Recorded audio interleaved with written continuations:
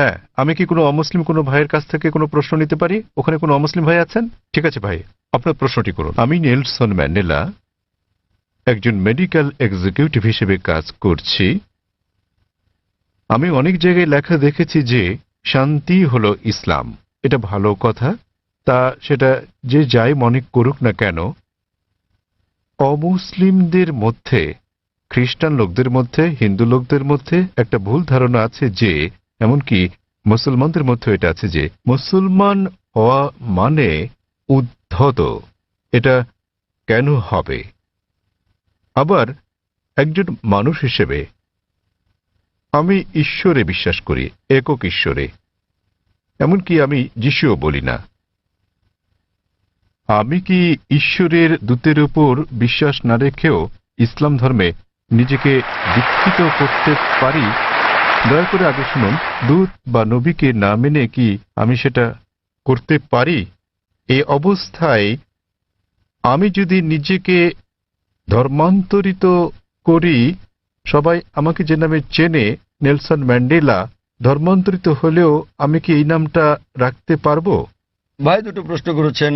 ওনার প্রথম প্রশ্নটা হচ্ছে যে কেন অমুসলিমরা ধরে নেয় যে মুসলিমরা, আপনারা জানেন যে তারা ইসলামের অনুসারী, ইসলাম মানে হলো শান্তি, কেন তারা ধরে নেয় যে মুসলিমরা উদ্ধত? ভাই আমি আপনার সঙ্গে একমত যে অধিকাংশ মুসলিমই মনে করে যে মুসলিমরা উদ্ধত, সহিংস ইত্যাদি। ভাই এর কারণটা হলো মিডিয়া। মিডিয়া মিডিয়া সেভাবেই মুসলিমদেরকে তুলে ধরে। আপনি আজকে দেখেন যে কোনো সন্ত্রাসী হামলা হলেই সাথে সাথে তারা মুসলিমদের দায়ী করে সব সময়, ঠিক বা ঠিক যাই হোক না কেন। ওকলাহোমা বোমা হামলা যুক্তরাষ্ট্রে, যাতে প্রায় 166 জন মানুষ মারা গিয়েছিল, এটা ছিল আমেরিকার মাটিতে সবচেয়ে বড় বোমা হামলা। দিনের পর দিন এটাকে বলা হলো মধ্যপ্রাচ্য ষড়যন্ত্র, এতে মুসলিমরা জড়িত। পরবর্তী সময়ে তারা জানতে পারল যে এতে জড়িত ছিল দুজন মার্কিন সৈন্য, কমিউনিস্ট, তারা জড়িত ছিল।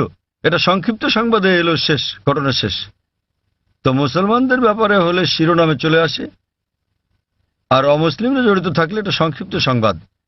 যেমন ভারতীয় সংবাদপত্রে আপনি দেখবেন যে একজন 50 বছর বয়স্ক আরব, 50 বছরের বয়সের আরব মুসলিম 19 বছরের এক মেয়েকে বিয়ে করছে। দেখবেন যে অনেক বড় সংবাদ, শিরোনাম। পরের দিন 50 বছর বয়স্ক অমুসলিম 9 বছরের মেয়েকে ধর্ষণ করেছে, এটা আসে সংক্ষিপ্ত সংবাদ। তো মিডিয়া প্রথম পাতায় তুলে ধরে একজন 50 বছরের মুসলমান 19 বছরের মেয়েকে বিয়ে করছে, আর 50 বছর বয়স্ক অমুসলিম 9 বছরের মেয়েকে ধর্ষণ করছে, ছোট করে আসে। তো এই হচ্ছে আমাদের মিডিয়া। তাই আমি লেকচার দিয়েছি মিডিয়া এবং ইসলাম, যুদ্ধ না শান্তি বিষয়ে। এটা ছিল, এই আলোচনাটা আমি প্রায় 1 বছর আগে দিয়েছিলাম বোম্বেতে, মিডিয়া ও ইসলাম, যুদ্ধ না শান্তি, এবং আরো অনেক জায়গায়। আর মিডিয়া কিভাবে কি করে বিস্তারিত বলেছি। ভাই আপনাকে একটা প্রশ্ন করি, আপনি কি আমাকে উদ্ধত মনে করেন? না। মাশাআল্লাহ। আপনি কি মনে করেন এখানে যারা বসে আছেন তারা সবাই উদ্ধত? কেউ কেউ। সরি, কারো কারো মুখ দেখে মনে হয়। না না ভাই, আপনি দেখেন, আপনি অতিথিতে দেখুন আর তাদের আপনি চেহারা দেখেন, দেখুন। ঈশ্বর কাউকে যে চেহারা দেন তার জন্য কি তাকে দোষী করা যায়? আমি আপনার মুখ দেখতে পাচ্ছি না, এখান থেকে আপনার মুখ দেখতে পাচ্ছি না, আপনিও পর্দা আমার মুখ দেখতে পাচ্ছেন, আমি দেখছি না। খোদা না করুক আপনার চেহারা যদি উদ্ধত হয়, আপনাকে দায়ী করা যাবে? না না। তাই কখনো বলবেন না যে চেহারা উদ্ধত। হ্যাঁ, কারো ব্যবহার যদি আপনাকে খোঁচা মেরে থাকে, এখানে কেউ কেউ আপনাকে মেরেছে, আপনাকে কেউ গালাগাল করেছে? না। তো ভাই আপনি যদি বলেন চেহারা উদ্ধত, তাহলে আপনাকে আবার ভেবে দেখতে হবে। দেখুন, চেহারা হলো ঈশ্বর প্রদত্ত, তাই কাকে দায়ী করবেন, ঈশ্বরকে না মানুষকে? অথবা নিজেকে দায়ী করতে পারেন যে আপনি মনে করেছেন সে উদ্ধত। আরেকটা ব্যাপার দেখেন ভাই, মনোবিজ্ঞান আছে। মনোবিজ্ঞানে বলা হয় যে, দেখেন আমি একজন মেডিকেল ডাক্তার, মনোবিজ্ঞানে বলা হয়, ধরেন আপনি ভাবছেন যে মিস্টার এ আপনার শত্রু, আপনার মনে হচ্ছে মিস্টার এ আপনার শত্রু, ঠিক আছে? কিন্তু তিনি একজন সাধারণ মানুষ, গড়পড়তা মানুষ। যখনই মিস্টার এ কে দেখছেন, তাকে শত্রু ভাবছেন আপনি, এবং আপনি রেগে যাচ্ছেন, তার দিকে এভাবে তাকাচ্ছেন। তিনি একজন স্বাভাবিক মানুষ, যেহেতু আপনি সেভাবে তাকাচ্ছেন, তিনিও রেগে যাচ্ছেন। তো যখনই তিনি রাগছেন, হ্যাঁ বলেছিলাম না দেখলেন আমার দিকে কিভাবে তাকাচ্ছে? প্রথমে তো আপনি তাকিয়েছেন। তিনি একজন সাধারণ মানুষ। যেহেতু আপনি মনে মনে ভেবে নিয়েছেন যে মিস্টার এ আপনার শত্রু, তিনি যখনই আসেন আপনি শত্রুর মতো আচরণ করছেন তার সাথে।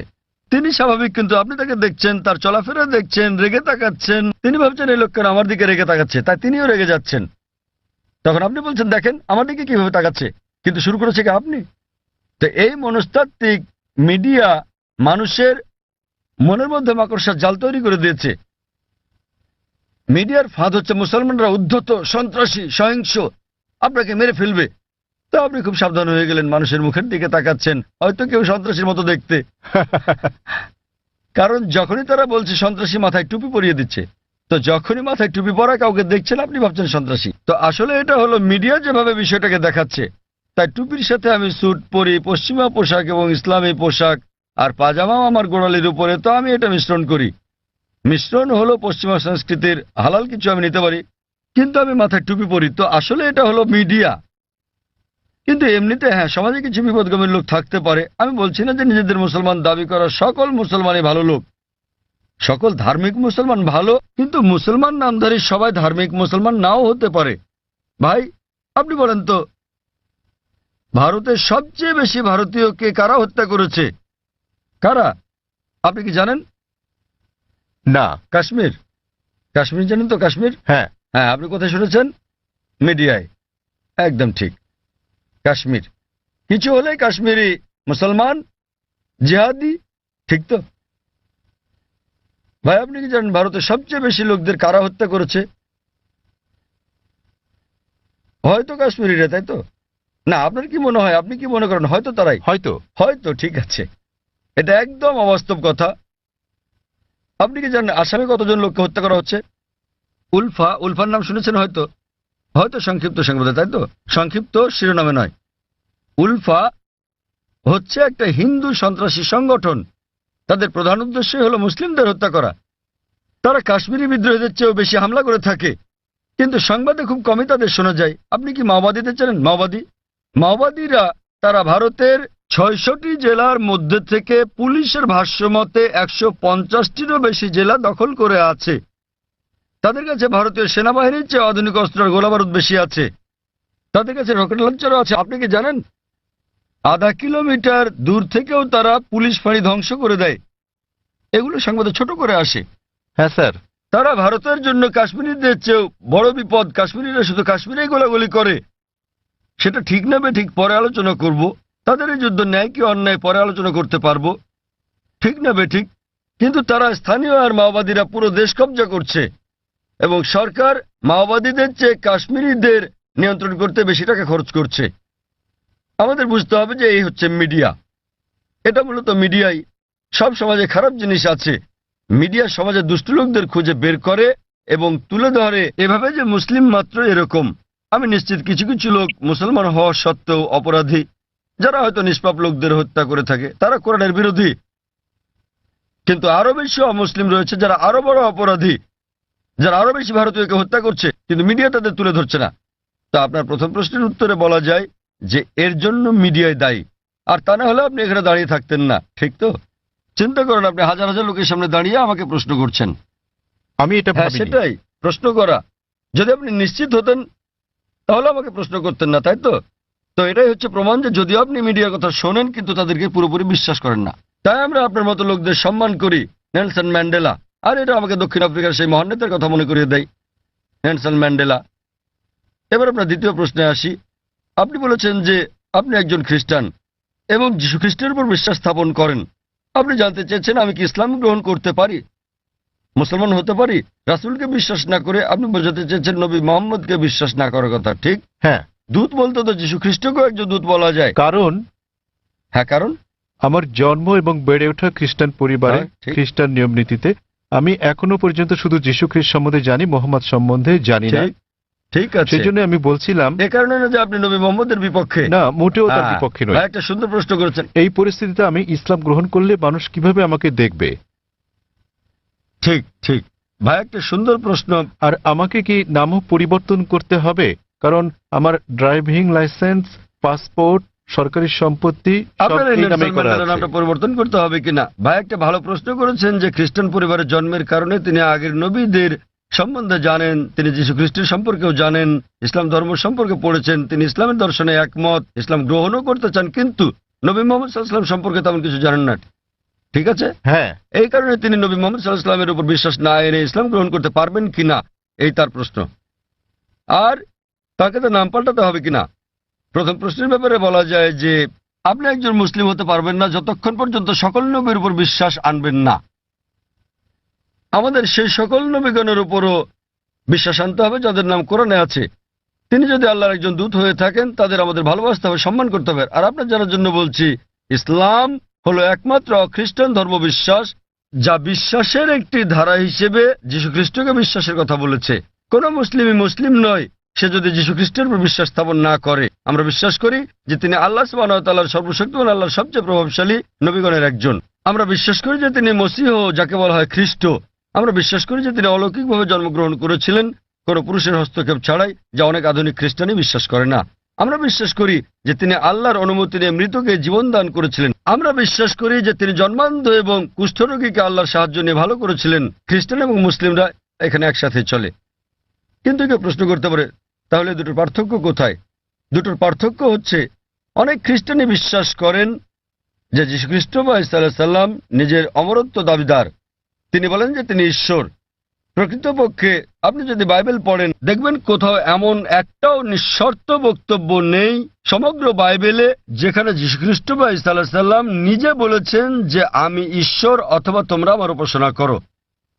আমি আবারও বলছি, যদি পড়েন বাইবেল, সেখানে একটিও নিঃশর্ত বক্তব্য নেই, একটিও দ্ব্যর্থহীন বাক্য পাবেন না সমগ্র বাইবেলে যেখানে যীশু খ্রিস্ট বা ঈসা আলাইহিস সালাম নিজে বলেছেন যে আমি ঈশ্বর অথবা তোমরা আমার উপাসনা করো। এমনকি বাইবেলে দেখবেন যীশু খ্রিস্ট বা ঈসা আলাইহিস সালাম নিজে বলেছেন। এর উল্লেখ আছে গসপেল অফ জন অধ্যায় নম্বর 14 অনুচ্ছেদ নম্বর 28। যীশু খ্রিস্ট নিজে বলেছেন, আমার পিতা আমার চেয়ে মহান। গসপেল অফ জন অধ্যায় নম্বর 10 অনুচ্ছেদ নম্বর 29, আমার পিতা সবার চেয়ে মহান। গসপেল অফ ম্যাথিউ অধ্যায় নম্বর 12 অনুচ্ছেদ নম্বর 28, আমি ঈশ্বরের শক্তি দিয়ে শয়তানকে পরাভূত করি। গসপেল অফ লুক অধ্যায় নম্বর 11 অনুচ্ছেদ নম্বর 20, আমি ঈশ্বরের আঙ্গুলের ইশারায় শয়তানকে পরাভূত করি। গসপেল অফ জন অধ্যায় নম্বর 5 অনুচ্ছেদ নম্বর 30, আমি নিজের থেকে কিছুই করতে পারি না, আমি যেমন শুনি তেমন বিচার করি, আর আমার বিচার ন্যায্য, কারণ আমি নিজের ইচ্ছায় চলি না, আমার পিতার ইচ্ছায় চলি। যে বলবে আমি সর্বশক্তিমান আল্লাহর ইচ্ছার অনুসারে নিজের ইচ্ছার নই, সে একজন মুসলিম। যীশু খ্রিস্ট সাল্লাল্লাহু আলাইহি ওয়াসাল্লাম ছিলেন একজন মুসলিম। তিনি কখনোই দেবত্ব দাবি করেননি, তিনি কখনোই বলেননি যে তিনি ঈশ্বর। আর আপনি যদি বাইবেল পড়েন, সেখানে বুক অব অ্যাক্টসে আছে অধ্যায় নম্বর 2 অনুচ্ছেদ নম্বর 22 যে হে ইসরায়েলের লোকেরা, এই নাজারেথের যিশুর কথা শোনো। তোমাদের মধ্যে হতে ঈশ্বর কর্তৃক মনোনীত ব্যক্তি, যিনি অলৌকিক অবিশ্বাস্য কাজ করেন ঈশ্বরের মাধ্যমে, আর তোমরা তার সাক্ষী। ঈশ্বর কর্তৃক মনোনীত এক ব্যক্তি তোমাদের মধ্যে আছেন, যিনি অলৌকিক অবিশ্বাস্য কাজ করেন ঈশ্বরের মাধ্যমে, আর তোমরা তার সাক্ষী। আর যখন যীশু খ্রিস্ট সাল্লাল্লাহু জিজ্ঞেস করা হলো আপনার প্রথম নির্দেশ কি, তিনি অক্ষরে অক্ষরে সেই কথাটাই বললেন যা মুসা আলাইহিস সালাম বলেছিলেন বুক অব ডিউটেরোনমি অধ্যায় 6 অনুচ্ছেদ 4-এ। যীশু খ্রিস্ট সাল্লাল্লাহু সেই কথাটাই বলেন গসপেল অফ মার্ক অধ্যায় 12 অনুচ্ছেদ 29। তিনি বলেন, שמע ইসরাঈল হাইনু আদনাই খাদ। শোনো হে ইসরায়েলবাসী, ঈশ্বর আমাদের ঈশ্বর হলেন একজন ঈশ্বর। তো আপনি যদি মুসলমান হন, মুসলমান হতে গেলে আপনাকে সকল নবীর উপর বিশ্বাস আনতে হবে। সে আদম থেকে শুরু করে নূহ, ইব্রাহিম, ইসহাক, মুসা, যিশু এবং নবী মুহাম্মদ সাল্লাল্লাহু আলাইহি ওয়াসাল্লামের উপর। তো এখন নবী মুহাম্মদ সাল্লাল্লাহু আলাইহি ওয়াসাল্লামের ব্যাপারে আপনার প্রশ্নে আসি। আপনি হয়তো তার সম্পর্কে বিস্তারিত জানেন না, আপনি হয়তো তার জীবনী সম্বন্ধে জানেন না, কিন্তু আপনাকে তার উপর বিশ্বাস আনতে হবে। আর আপনি যদি খাঁটি খ্রিস্টানও হয়ে থাকেন, যীশু খ্রিস্ট বা ঈসা আলাইহিস সালাম ভবিষ্যৎবাণী করেন নবী মুহাম্মদ সাল্লাল্লাহু আলাইহি ওয়াসাল্লামের ব্যাপারে। নবী মুহাম্মদ সাল্লাল্লাহু আলাইহি ওয়াসাল্লামের ব্যাপারে ভবিষ্যৎবাণী করা হয়েছে ওল্ড টেস্টামেন্টে, এমনকি নিউ টেস্টামেন্টেও ভবিষ্যৎবাণী করা হয়েছে বুক অব ডিউটেরোনমিতে অধ্যায় 18 অনুচ্ছেদ 18, বুক অব ডিউটেরোনমি অধ্যায় 18 অনুচ্ছেদ 19, বুক অব আইজায়া অধ্যায় 29 অনুচ্ছেদ 12, সং অব সলোমন অধ্যায় 5 অনুচ্ছেদ 16, এমনকি নিউ টেস্টামেন্টেও তার কথা বলা হয়েছে। যীশু খ্রিস্ট সাল্লাম বলেছেন নবী মুহাম্মদ সাল্লাল্লাহু আলাইহি সাল্লামের আগমনের ব্যাপারে গসপেল অফ জন অধ্যায় 14 অনুচ্ছেদ 16, গসপেল অফ জন অধ্যায় 15 অনুচ্ছেদ 26, গসপেল অফ জন অধ্যায় 16 অনুচ্ছেদ 7 এবং গসপেল অফ জন অধ্যায় 16 অনুচ্ছেদ 12 থেকে 14। আপনার বোঝার জন্য আমি শুধু শেষের অনুচ্ছেদটা বলবো, সবার শেষে যেটা বললাম যীশু খ্রিস্ট সাল্লাম বলেন, গসপেল অফ জন অধ্যায় নম্বর 16 অনুচ্ছেদ 12 থেকে 14, যে তোমাদেরকে আমার অনেক কিছুই বলার আছে, কিন্তু তোমরা এখন তা গ্রহণ করতে পারবে না। যখন সত্যের আত্মা আসবেন, তিনি তোমাদের সত্যের পথে পরিচালিত করবেন। তিনি নিজ থেকে কিছু বলবেন না, তিনি যা শুনবেন তাই বলবেন। তিনি আমাকে মহিমান্বিত করবেন। তো এখানে যীশু খ্রিস্ট সাল্লাম বলছেন নবী মোহাম্মদ সাল্লাল্লাহু সাল্লামের ব্যাপারে। তিনি বলছেন তোমাদেরকে আমার অনেক কিছুই বলার আছে, অর্থাৎ যীশু খ্রিস্ট মানুষদের অনেক কথা বলতে চেয়েছিলেন, কিন্তু তিনি বলেন তোমরা এখন তা বুঝতে পারবে না। যখন সত্যের প্রতিরূপ আসবেন, তিনি তোমাদের সত্যের পথে চালিত করবেন। এখন অনেকে বলতে পারেন এই প্রতিরূপ হচ্ছে পবিত্র আত্মা। তারা বুঝতে অক্ষম যে প্রতিরূপ কোনো পবিত্র আত্মার কথা বোঝায় না। কেন? কয়েকটা অনুচ্ছেদ আগেই গসপেল অফ জনের অধ্যায় নম্বর 16 অনুচ্ছেদ 7 যীশু খ্রিস্ট সাল্লাম বলছেন যে তোমাদের ভালোর জন্য আমাকে যেতে হচ্ছে, কেননা আমি না গেলে সত্যের প্রতিরূপ আসবেন না। সুতরাং আমি যদি যাই, আমার প্রস্থানেই তার আগমন নিশ্চিত। সেই প্রতিরূপ এবং শান্তি আসবে যদি যীশু খ্রিস্ট সাল্লাম বিদায় নেন। যীশু খ্রিস্ট এই পৃথিবীতে আসার অনেক আগে থেকে এই প্রতিরূপ এখানে ছিলেন। তিনি এখানে ছিলেন যখন যীশু খ্রিস্ট জন্মগ্রহণ করেন। তিনি তখনও ছিলেন যখন তাকে দীক্ষা দেওয়া হয়। তো এই প্রতিরূপ এবং শান্তির দূত কোন পবিত্র আত্মাকে বোঝায় না। এটা সর্বশেষ এবং চূড়ান্ত নবী মুহাম্মদ সাল্লাল্লাহু সাল্লামের কথা বোঝায়। কারণ ভবিষ্যৎবাণী বলছে তিনি যাই শুনবেন তিনি বহন করবেন। আর আমরা জানি যে নবী মুহাম্মদ সাল্লাল্লাহু আলাইহি ওয়াসাল্লাম সর্বশক্তিমান আল্লাহর কাছ থেকে দৈববাণী পেয়েছিলেন এবং তিনি তা প্রচার করেছিলেন। আর নবী মুহাম্মদ সাল্লাল্লাহু আলাইহি ওয়াসাল্লাম পৃথিবীতে একমাত্র ধর্মদূত যিনি যীশু খ্রিস্টকে মহিমান্বিত করেছেন। আর কোন ধর্মবিশ্বাস নেই যা যীশু খ্রিস্টকে বিশ্বাস করার ব্যাপারে কথা বলে অনুচ্ছেদ তৈরি করে। এই মহিমান্বিত কোরআন নবী মুহাম্মদ সাল্লাল্লাহু আলাইহি সাল্লামের বাণীর কারণে, আর তিনি যে দৈববাণী ধারণ করেছেন সে কারণে 150 কোটিরও বেশি মানুষ আজ যীশু খ্রিস্টকে ঈশ্বরের দূত হিসেবে বিশ্বাস করে থাকে। যদি নবী মুহাম্মদ সাল্লাল্লাহু আলাইহি সাল্লাম সেটা না বলতেন, যদি এই কিতাবে তার কথা প্রকাশিত না হতো, তাহলে আমরা বিশ্বাস করতাম না যে যীশু খ্রিস্ট ঈশ্বরের দূত। যেহেতু নবী মুহাম্মদ সাল্লাল্লাহু আলাইহি সাল্লাম বলেছেন, আমরা সকল মুসলমান সন্দেহাতীতভাবে বিশ্বাস করি যে যীশু খ্রিস্ট সাল্লাল্লাহু আলাইহি সাল্লাম আল্লাহর সবচেয়ে প্রভাবশালী নবীদের মধ্যে একজন। একইভাবে আপনি যদি খ্রিস্টান হন আর আপনার ধর্মগ্রন্থ পড়েন, নবী যীশু খ্রিস্ট সাল্লাল্লাহু আলাইহি সাল্লাম ভবিষ্যৎবাণী করে গেছেন সর্বশেষ ও চূড়ান্ত নবী মুহাম্মদ সাল্লাল্লাহু আলাইহি সাল্লামের আগমনের ব্যাপারে। এখন যেহেতু আমি তুলনামূলক ধর্ম নিয়ে পড়ি, আমি হয়তো যীশু খ্রিস্ট সম্পর্কে অনেক কিছু জানি, কিন্তু অধিকাংশ মুসলমানই আপনি যদি জিজ্ঞেস করেন যিশুকে ছিলেন, তিনি একজন নবী, কিন্তু আপনি বিস্তারিত জিজ্ঞেস করলে তারা নাও জানতে পারে। তারা বিশ্বাস করে যে তিনি নবী। আমি তুলনামূলক ধর্মতত্ত্ব, বাইবেল এগুলো পড়ার পরে হয়তো অন্য মুসলমানদের চেয়ে অনেক বেশি জানি, কিন্তু সকল মুসলমানকে বিশ্বাস করতে হবে যে তিনি একজন নবী। একইভাবে একজন মুসলমান হওয়ার জন্য আপনাকে অন্তত এটা মেনে নিতে হবে যে নবী মুহাম্মদ সাল্লাল্লাহু আলাইহি সাল্লাম নবী মুহাম্মদ আল্লাহর দূত। যদি না মানেন তাহলে হতে পারবেন না, কারণ তিনি সর্বশেষ ও চূড়ান্ত নবী। আপনি হয়তো তার সম্বন্ধে বিস্তারিত জানেন না, কিন্তু আপনাকে বিশ্বাস করতে হবে তিনি একজন নবী। এবার আপনার শেষ প্রশ্নে আসি যে যদি আপনি ইসলাম গ্রহণ করেন, আপনাকে নাম পরিবর্তন করতে হবে কিনা। যদি আপনার নামের সাথে শিরক জড়িত থাকে, অর্থাৎ আল্লাহর সাথে অন্য কাউকে শরীক করা, তখনই আপনার নাম পরিবর্তন করাটা আবশ্যিক হবে। আর না হলে আপনার নাম পরিবর্তন করাটা আবশ্যিক নয়, এটা ঐচ্ছিক। আপনি চাইলে এটা করতে পারেন, না চাইলে দরকার নেই। তবুও মুসলমান হতে গেলে নাম পরিবর্তন করাটা জরুরি নয়। আপনার বিশ্বাস পরিবর্তন করতে হবে। বিশ্বাস পরিবর্তন মানে বিশ্বাস করা যে ঈশ্বর একজনই, যাকে উপাসনা করা যায়। আর নবী মুহাম্মদ আল্লাহর দূত এবং অন্যান্য সকল নবী আদম আলাইহিস সালাম থেকে শুরু করে নূহ, ইব্রাহিম, মুসা, যিশু এবং সকল নবীদের সাথে নবী মুহাম্মদ সাল্লাল্লাহু আলাইহি সাল্লামের উপরও বিশ্বাস আনা। কেউ যদি বলে যে আমি মুসলমান হতে চাই কিন্তু আমি যীশু খ্রিস্টকে ঈশ্বরের দূত বলে মানি না, একজন মুসলমানের বিশ্বাস করতেই হবে। সে যদি না জেনে থাকে, যে মুহূর্তে আমি তাকে কোরআন দেখাবো, কোরআন বলছে, সে বিশ্বাস করা শুরু করবে। সে বিশ্বাস করবে যে যীশু খ্রিস্ট আল্লাহর একজন দূত। একইভাবে একজন মুসলমানের জন্য সকল নবীদের উপর বিশ্বাস আনা উচিত। নবী মুহাম্মদ সাল্লাল্লাহু আলাইহি সাল্লাম ছাড়াও আদম থেকে মুহাম্মদ সাল্লাল্লাহু আলাইহি সাল্লাম পর্যন্ত যারা যারা এসেছিলেন, কিন্তু নাম পরিবর্তন করাটা আবশ্যিক নয়। আপনি বলছেন আপনার ড্রাইভিং লাইসেন্সে নেলসন ম্যান্ডেলা নাম আছে, আপনার পাসপোর্ট আপনাকে পাল্টাতে হবে না, ড্রাইভিং লাইসেন্স বদলাতে হবে না। লোকে আপনাকে নেলসন বলে ডাকতে পারে, কোনো সমস্যা নেই।